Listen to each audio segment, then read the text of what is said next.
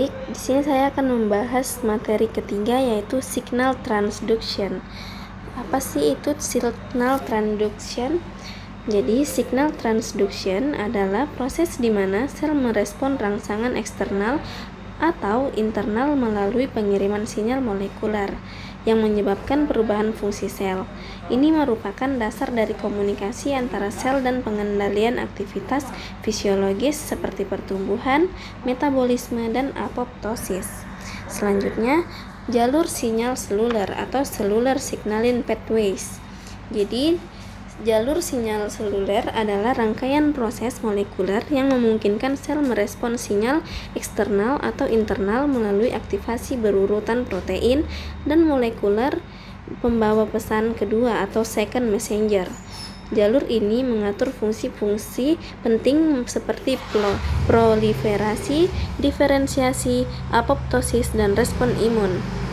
Selanjutnya, jalur Jack atau STAT itu pengikatan ligan pada reseptor sitokin mengaktifkan Janus kinase atau JAK yang kemudian memfosforilasi dan mengaktifkan STAT. STAT yang terfosforilasi berdimer dan berpindah ke inti sel untuk mengatur transkripsi gen target termasuk gen inflamasi dan imunomodulator. Jalur ini penting dalam regulasi sistem, kekebalan, dan perbaikan jaringan.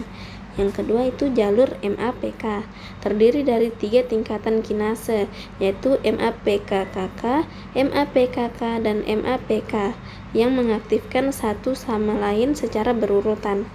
Jalur ini mengatur proliferasi, apoptosis, diferensiasi, dan respon stres.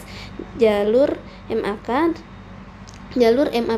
dapat diaktifkan oleh reseptor tirosin kinase atau RTK dan reseptor berpasangan atau G-protein atau biasa disebut juga dengan GPCR.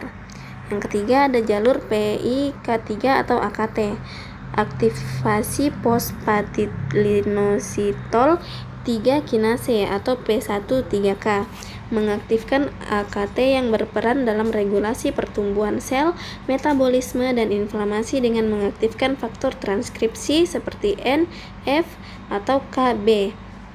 Keempat, ada jalur TGF atau B atau SMAD, Transforming Growth Factor Beta atau TGF. B mengikat reseptor sering atau threonine kinase yang mengaktifkan protein SMAD. SMAD itu berfungsi sebagai transducer sinyal yang mengatur ekspresi gen yang berperan dalam sel renewal, diferensiasi, dan proliferasi stem cell.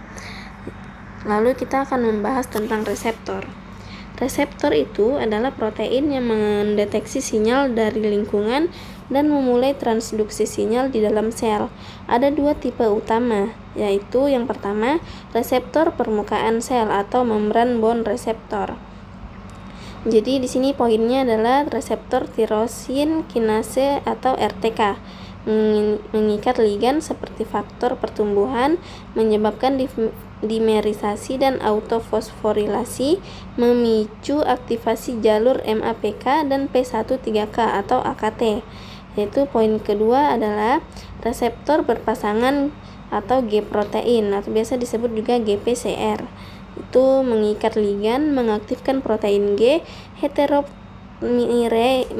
yang memicu produksi second messenger seperti CAMP yang selanjutnya mengaktifkan PKA dan jalur MEK atau RK5. Terus ada reseptor intraseluler, itu mengikat ligan lipofilik seperti hormon steroid yang dapat menembus membran dan langsung memodulasi ekspresi gen di inti sel.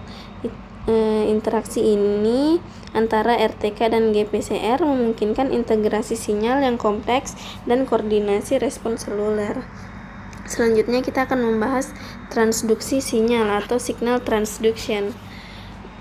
Transduksi sinyal adalah proses penerusan sinyal dari reseptor ke target dalam sel. Itu mengubah sinyal eksternal menjadi respon biologis. Di sini ada 5 poin penting, yaitu pertama ada aktivasi reseptor. Itu menyebabkan fosforilasi protein Aktivasi kinase dan perubahan second messenger biasa disebut dengan CAMP atau CA2+.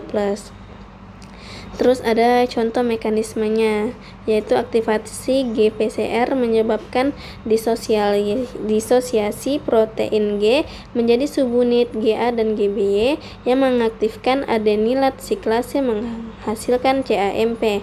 CAMP mengaktifkan PKA yang kemudian memfosforilasi protein target dan mengaktifkan jalur MEK dan ERK5. Selanjutnya ada jalur JAK atau STAT, mengaktifkan transkripsi gen melalui fosforilasi dan dimerisasi STAT yang berpindah ke inti sel 13. Selanjutnya ada jalur MAPK, mengatur fungsi sel melalui fosforilasi berantai protein kinase yang berakhir pada aktivasi faktor transkripsi 15. Selanjutnya ada jalur TGF. CAMP mengaktifkan PKA yang kemudian memfosforilasi protein target dan mengaktifkan jalur MEK atau ERK5.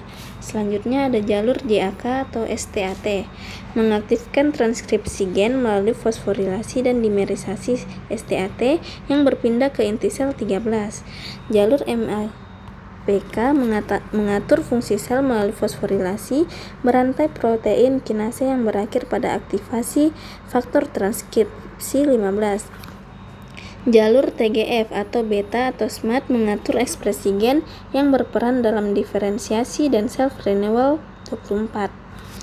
Jadi, transduksi sinyal memungkinkan sel merespon dengan cepat dan spesifik terhadap perubahan lingkungan, termasuk dalam proses inflamasi, perbaikan jaringan, dan regulasi pertumbuhan.